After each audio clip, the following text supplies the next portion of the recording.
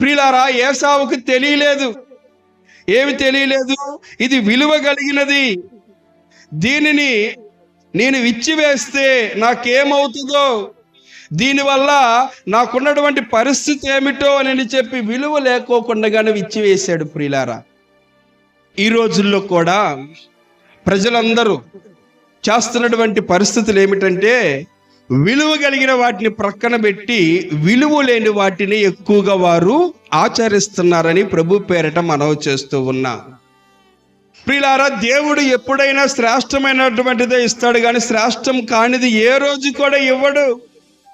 ఆయన ఇచ్చాడు అని అంటే అది శ్రేష్టంగానే ఉంటుంది. ప్రియులారా, ఒకవేళ మనుషుల దృష్టిలో నువ్వు విలువ లేకపోవచ్చు, నీ బంధుమిత్రుల దృష్టిలో నువ్వు విలువ లేకపోవచ్చు, కానీ దేవుని దృష్టిలో నీవు విలువ కలిగిన వాడవు, విలువ కలిగినటువంటి దానవు.